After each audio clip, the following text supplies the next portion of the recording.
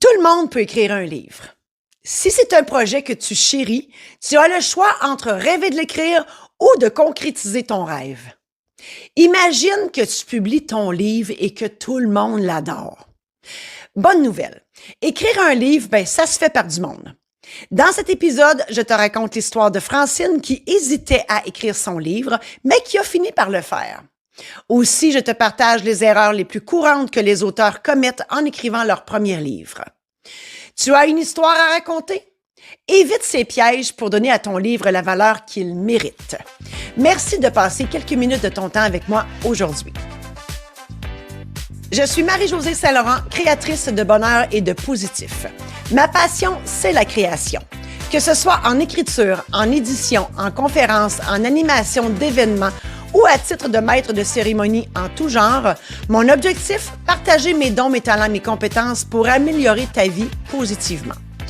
En assistant à mon podcast, je te fais sauver du temps. Je t'aide à trouver ta voie et à réaliser tes rêves. Tu n'as qu'une vie à vivre. Autant vivre la bonne et la vivre pleinement. Je t'ai parlé de Francine avec son histoire. Bon, Francine, elle veut écrire un livre sur son démarrage d'entreprise, comment elle a démarré ses soins. Et elle, c'est des soins énergétiques. Donc, pas grand monde qui savent c'est quoi. Elle voulait démystifier tout ça. Donc, bref, elle veut enseigner tout ça dans son livre. Mais Francine, elle doute de ses capacités. Elle n'est pas sûre. Tu sais, c'est une femme qui hésite beaucoup. Puis, ils vont aimer ça. Puis, je suis pas sûre que ça va pogner. Puis, ça va-tu intéresser du monde? Et bref, elle se posait 56 000 questions. Mais elle veut quand même démontrer ses dons, ses talents, ses compétences en soins énergétiques, puis comment c'est arrivé tout ça dans sa vie. Elle veut partager son projet. Et là, bon, c'est sûr, quand on part avec un projet comme ça, la première affaire qu'on fait, c'est qu'on en parle à quelques personnes. Et là, tout d'un coup, l'univers lui a envoyé toute une horde de personnes qui étaient capables de l'aider dans son projet, donc des connaissances proches d'elle. Elle a trouvé sa relectrice, sa correctrice, puis il y en a même une dans ça qui s'improvisait éditrice. Bref, finalement, elle avait toute son équipe, puis elle a décidé de le faire. Et moi, elle m'a fait signe parce que j'ai été sa cliente longtemps, jadis naguère autrefois, et elle m'a fait signe pour que j'achète son livre. C'est sûr, elle était mal à l'aise parce qu'elle savait très bien que j'écrivais des livres et que j'étais éditrice, mais moi, ça me dérangeait pas. Moi, dans le fond, oui, ça m'intéressait de voir ce qu'elle avait écrit. Et quand elle est venue me livrer le livre, évidemment, je l'ai comme regardé, puis c'est sûr que mes réflexes en tant qu'éditrice, j'ai regardé la présentation, puis bon, j'avais des appréhensions à ce sujet-là, et avec raison. Tu sais, je lui ai dit, Francine, je vais le lire, je vais faire la part des choses, je vais lire ton contenu parce que ça m'intéresse. Parce que même moi, ça faisait longtemps que j'avais fait affaire avec elle, mais j'avais aucune idée comment elle avait commencé ses soins, tout ça. Donc, j'ai dit, je vais lire ton livre en faisant la part des choses, donc en lisant ton histoire. Mais de l'autre côté, c'est sûr que l'éditrice et la correctrice et puis l'auteur, etc. En passant, je fais une parenthèse, moi, autrice, je trouve que ça ressemble au nom d'une maladie. Fait que j'ai bien de la misère avec ce mot-là. Moi, je dis encore auteur. Et donc, j'ai dit, en tant qu'auteur-éditrice, mais c'est sûr que je te donnerai mes commentaires si tu les veux bien. Elle m'a dit, oui, certainement, j'aimerais ça, parce qu'elle en a fait imprimer seulement, je crois que c'est une centaine d'exemplaires. Puis après ça, elle a dit, on verra. Bref, j'ai effectivement lu son livre. Et son contenu est excellent. En fait, son message, je devrais dire. Son message, il est particulier et il est intéressant. Et oui, il y a des gens que ça va intéresser, puis il y a de quoi faire là. Par contre, au niveau de l'écriture, tu sais, Francine, elle fait pas ça dans la vie, écrire des livres, là. Puis, tu sais, sa gang, ils ont donné toutes leurs connaissances puis tout leur bon vouloir. Puis moi, je salue ça, là. Je suis pas là pour leur pitcher des roches, loin de là. Mais évidemment, ben ça aurait pu être écrit autrement, ça aurait pu être enrichi, ça l'aurait pu, bref. On voit de par la présentation du livre que ben celle qui s'improvisait éditrice, ben elle n'est pas une vraie éditrice parce qu'il y a plein de lacunes dans son livre qu'on voit à l'œil nu. Et donc, voilà, ça c'est mon histoire de Francine.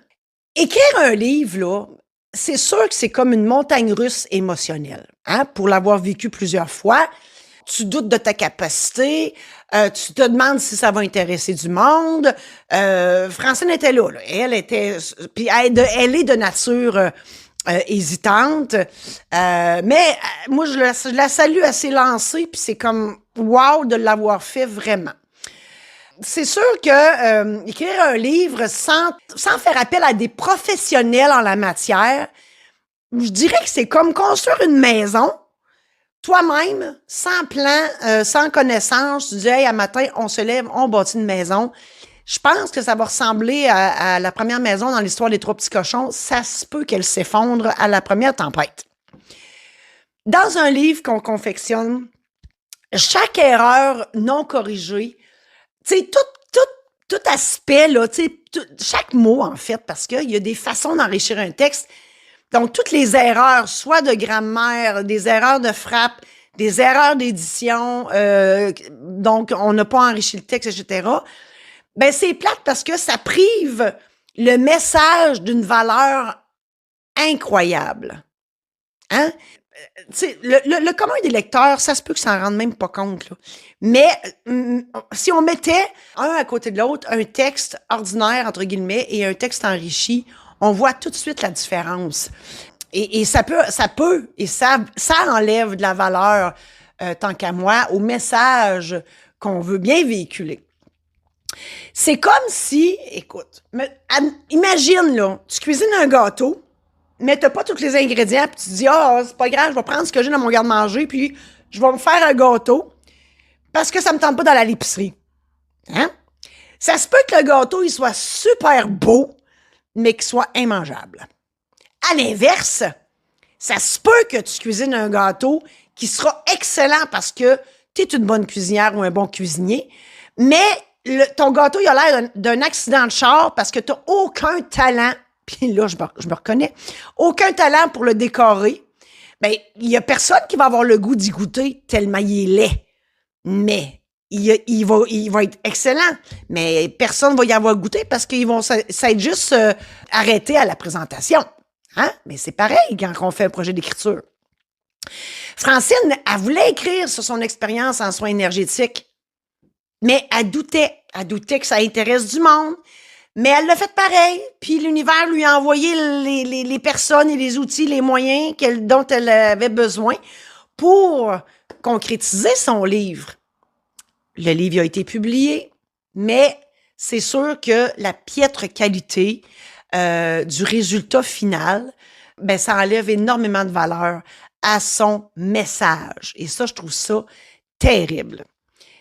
C'est sûr, je travaille dans ça, mais moi, je considère que le temps, l'énergie, l'amour que Francine a mis dans ce livre-là mérite d'avoir un contenant digne de son message.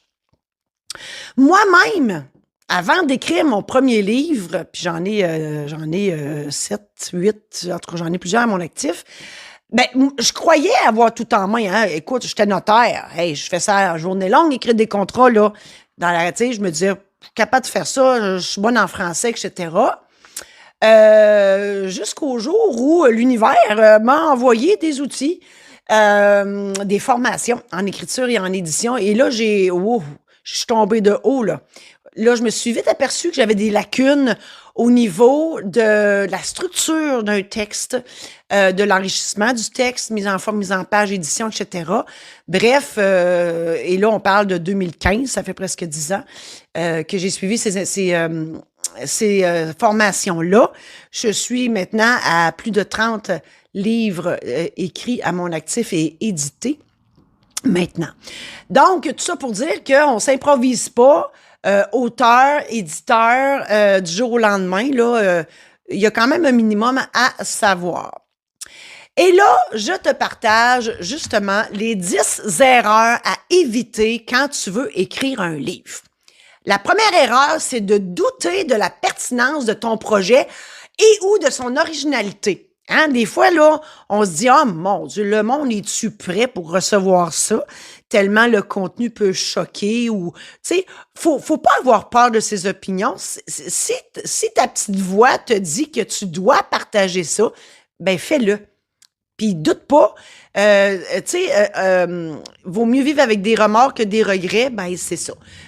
Moi, je dis, ah ouais, fonce, là, puis... mais l'important, c'est de suivre sa petite voix. Si ta petite voix, ton intuition, que moi, j'ai appelée Georgette, la mienne, si ta petite voix a dit, ah ouais, batte-toi le cul, puis écris, puis fonce, fais-le.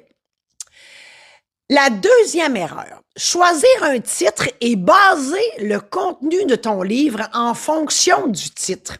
Si tu savais que le titre, c'est la dernière chose qu'on choisit dans un livre, parce qu'il y a un processus d'écriture, puis tant qu'on n'a pas la vue d'ensemble du projet, écoute, ton titre, il peut changer 25 fois, puis ça peut même teinter le contenu de ton livre, qui, tu sais, ça peut te faire bifurquer sans que tu t'en rendes compte. Puis au bout de la ligne, tu fais « Ah, mon Dieu, mais il me semble que c'était pas ça que je voulais écrire. » Donc, le titre, c'est vraiment la dernière chose qu'on choisit. Tu peux avoir une idée en tête, mais ne pas juste te baser là-dessus pour choisir ton texte. La troisième erreur, comparer ton œuvre à ce qui se fait actuellement. Ça, de grâce, moi, là, je me suis jamais, mais au grand jamais, comparé à personne dans la vie. Écoute, on est tous uniques, toi aussi, et on a tous un contenu à partager, on a tous des dons, des talents, des compétences, puis c'est justement ça l'idée, de partager aux autres ce que toi tu as, peut-être que les autres n'ont pas, pour justement en faire bénéficier les autres. Mais si tu te compares aux autres puis tu dis « Ah, m'en faire comme les autres », ben voyons, ça n'a pas d'allure. Si toi, tu as une richesse à l'intérieur qui mérite et qui veut sortir, on s'en fout des autres, là. On se fout complètement de ce qui se fait actuellement. Écoute ton cœur, écoute ta petite voix et fonce. La quatrième erreur, négliger la relecture à haute voix. Moi, chaque livre que j'édite, je le lis à haute voix. Je sais pas ce qui se passe quand on lit ça à haute voix, mais on dirait qu'on est dans la tête du lecteur. On dirait qu'on n'est plus dans notre tête à nous, parce que c'est toi qui l'écris. Ça nous donne un tout autre regard sur le texte. Moi, je fais ça systématiquement à chaque livre que j'écris, même pour moi ou pour les autres, parce que ça nous donne un tout autre regard. Cinquième erreur à ne pas commettre quand on écrit un livre, s'isoler complètement et ne pas faire appel à un focus group. Moi, tous les livres qui sortent de ma maison d'édition, je les fais lire par un groupe de 5 personnes, hommes et femmes et de tout âge, pour avoir vraiment un regard neuf sur l'histoire. Si eux autres se posent des questions, c'est sûr que le lecteur en général s'en posera. Donc, c'est pour éviter... et nécessairement, il faut prendre les conseils de ce monde-là. Là. C'est pas pour le fun qu'on fait ça. Tu sais, des fois, on a l'histoire dans la tête, mais et dans notre tête... Hein, on essaie de la mettre sur papier, mais des fois, on oublie des détails. Donc, c'est à ça que ça sert, le focus group, pour être sûr qu'on a tout couvert les angles de chaque phrase, chaque paragraphe. Et se dire, je suis capable tout seul, c'est pas une bonne idée. Sixième erreur, c'est d'ignorer les critiques constructives. Ben voilà, toute critique constructive est bienvenue. Tu vois, moi, Francine, c'est elle-même qui me l'a proposé. Elle dit, si je veux éventuellement en sortir d'autres exemplaires, est-ce que tu vas vouloir les faire? Ben, bien sûr, avec plaisir. Et elle m'a dit, oui, j'attends tes remarques parce que je ne l'ai pas rencontré encore suite à la lecture, mais effectivement, elle m'a dit oui, je veux avoir tes commentaires, puis je veux être sûre que la prochaine édition sera super. Septième erreur à ne pas commettre, ne pas faire appel à un spécialiste en correction et ou en enrichissement de texte. Je l'ai dit, écrire un texte, c'est une chose, mais un bon texte en est une autre. Puis un texte enrichi en est une autre. Pas plus tard que ce matin, j'ai encore écrit à quelqu'un qui avait écrit quelque chose, puis elle cherchait... en tout cas, bref, elle avait un commentaire, puis c'est ça, je lui ai dit.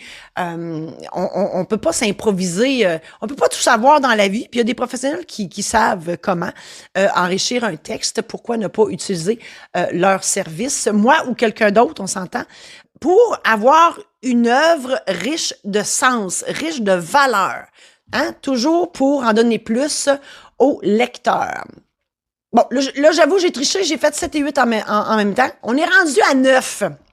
La 9e erreur, choisir de publier toi-même sans faire appel à un éditeur. Tu peux le faire, là, tu sais, tu peux. Mais c'est sûr, puis là, je doute pas de tes compétences, mais il y a des gens qui sont plus spécialisés en la matière. Tout ça pour que ton œuvre ait le plus de valeur possible. Quelle est la meilleure présentation? Et l'éditeur n'est pas juste là pour sortir un produit papier, il est là aussi pour faire tout le marketing autour de ça. Et ça m'amène à la 10e erreur, faire sa propre mise en marché et sa propre distribution de tes livres. Écoute, comme je l'ai dit, il y a du monde qui sont beaucoup plus spécialisé que toi pour le faire, et ce, dans le but de partager au plus grand nombre de personnes possible ton message, ton œuvre. Oui, on prend une cote sur ton œuvre, mais t'es mieux d'avoir 50% de quelque chose que 100% de rien. OK? On se comprend. Voilà. Comme à l'habitude, je te fais part de citations que je trouve extraordinaires et ça vient étayer mon propos. Une belle citation qui dit « Ce qui vaut la peine d'être fait vaut la peine d'être bien fait ». C'est ce que je m'évertue à t'expliquer aujourd'hui. Écoute, oui, c'est ça. Tant qu'à le faire, ton projet, fais-le donc comme du monde, j'ai envie de dire. Fais-le pour qu'il soit super, extraordinaire, wow, on comprend? Voilà. Une autre belle citation. Un écrivain qui se livre, c'est un peu comme un canard qui se confie. Je la trouve drôle, celle-là. Exactement. Tu sais, dans le fond, quelqu'un qui décide de partager aux autres ses dons, ses talents, ses compétences, soit par un livre ou par autre chose, ben c'est évident que ça sort de ton fond. Hein? Ça sort de toi. Donc, c'est sûr qu'il y a un petit peu de toi là-dedans et c'est sûr que tant que tu gardes ça pour toi, il peut rien arriver.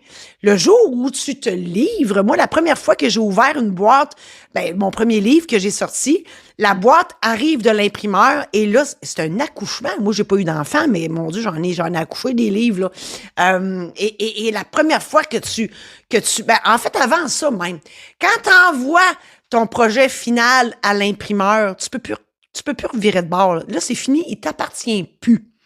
Ça, c'est un méchant feeling. Ça doit être un peu comme quelqu'un... Vous allez me trouver plate, là, ceux qui ont déjà accouché d'un bébé, mais ça doit être pareil, parce que là, t'es enceinte, il n'y a plus rien, tu sais, je veux dire, il n'y a plus rien, tu peux pas rien contrôler, là. C'est comme, ce bébé-là va sortir à un moment donné, puis il va être comme il va être. Ben, c'est ça. Et un livre, c'est la même affaire. Une fois qu'il est parti chez l'imprimeur, il t'appartient plus. Et tout ce qu'il y a dedans, sera retenu contre toi, entre guillemets. T'as plus de contrôle là-dessus.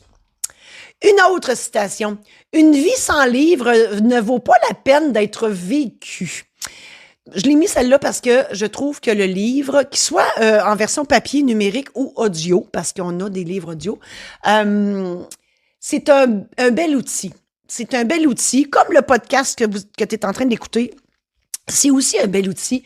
Mais le livre, moi, je sais bien que je lis énormément, là.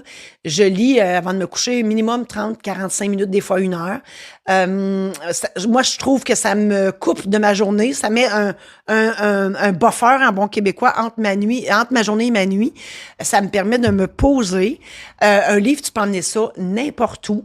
Tu peux faire ça, tu sais, je veux dire, aussitôt que tu as un petit peu de temps de libre, t'as ton livre, tu te plonges dans ça, je trouve que c'est un véhicule extraordinaire pour partager ses dons, ses talents et ses compétences. Ça peut être un livre de n'importe quoi, là. Ça peut être un livre de recettes, un recueil de poèmes, un livre pour enfants. Ça peut être un guide de quelque chose, un roman, limite, là. Ça peut être des anecdotes, des mots croisés, limite. Gars, the sky is the limit. Une autre citation. Ne jamais remettre à demain le livre que je peux lire aujourd'hui. Mais moi, j'aurais envie de la modifier pour dire ne jamais remettre à demain le livre que tu peux écrire aujourd'hui. Fais-le donc. Hein? On veut pas le savoir, on veut le voir, comme dirait l'autre. On veut le lire parce que, je le dis souvent, on a tous des dons, des talents, des compétences à partager. Ce sont des richesses qui sont à l'intérieur de toi et moi, je veux les connaître. Une autre citation. L'écriture est la peinture de la voix.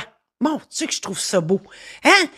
Autrement dit, l'écriture, c'est un art au même titre que chanter, au même titre que la peinture. C'est un art. C'est un art d'écrire, c'est un art de le corriger, c'est un art de le mettre en page, c'est un art de l'éditer. Et ça vaut la peine de mettre toutes ces énergies là-dedans. Une autre citation. Écrire, c'est une façon de parler sans être interrompu.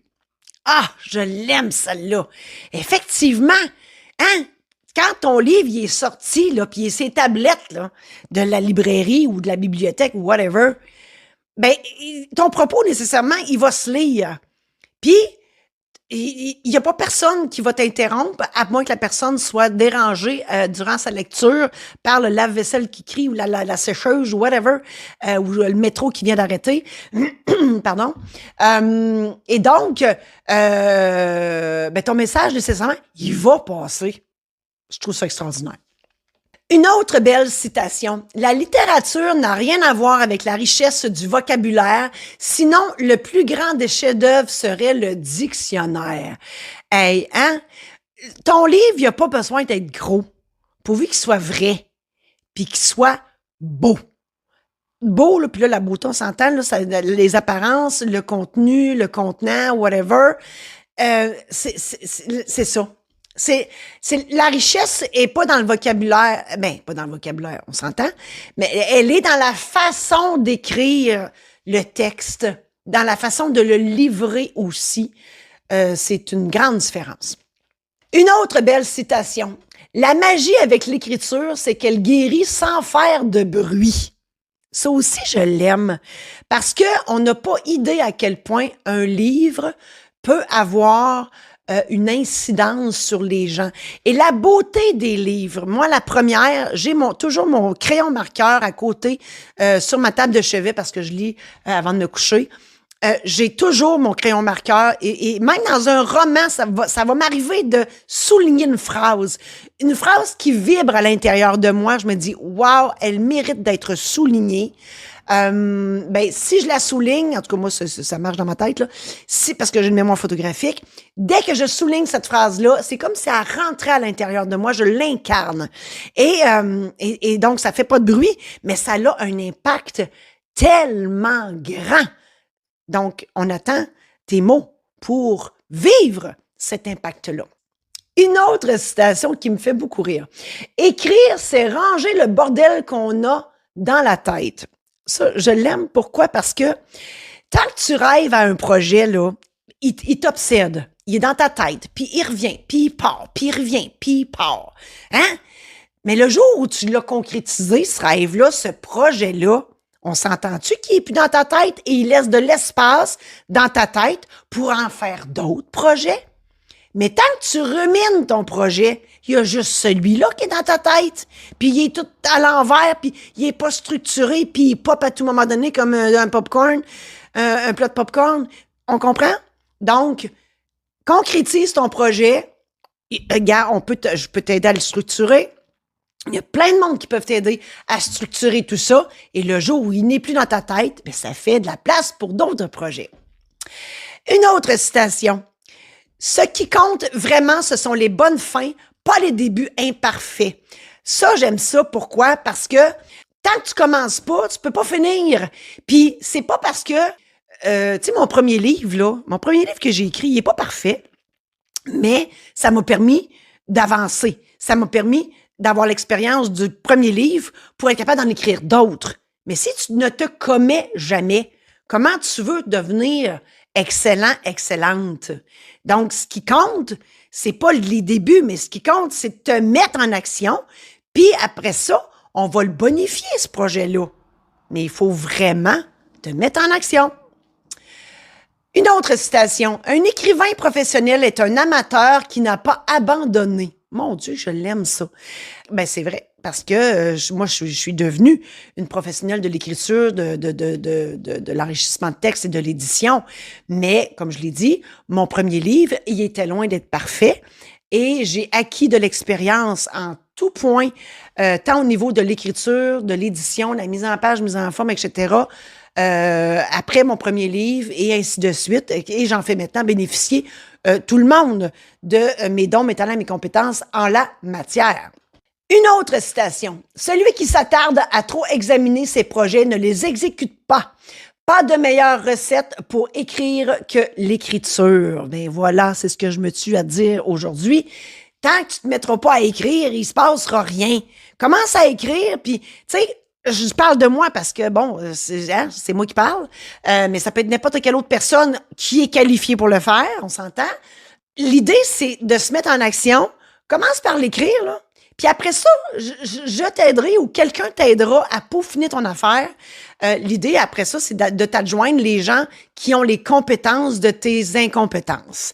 Moi, écoute, il y a plusieurs façons de faire. Moi, j'écris carrément pour les autres. Donc, tu peux me raconter ce que tu veux écrire et moi, je l'écris à ta place. Sinon, tu l'écris, je le peaufine. Bref, il y a toutes sortes de façons de faire les choses, mais l'important, c'est de le sortir de ta tête, ce livre-là. Une autre citation. Vous n'êtes jamais trop vieux pour vous fixer de nouveaux buts ou rendre vos rêves réalité. Ben oui. Regarde, j'ai sauté dans le vide à 53 ans pour revenir à ma vraie nature d'artiste. Il est jamais trop tard pour changer de vie. Ben, il est jamais trop tard pour concrétiser un rêve, pour concrétiser un projet. Je t'encourage à le faire dès maintenant. Une autre belle citation. Il n'y a qu'une façon d'échouer, c'est d'abandonner avant d'avoir réussi. Voilà. Tu sais, si tu te mets jamais en action, l'univers ne t'enverra pas les outils dont tu as besoin, les outils, les moyens et les personnes nécessaires à la concrétisation de ton rêve. Mais encore faut-il que tu y montres à l'univers où tu veux t'en aller.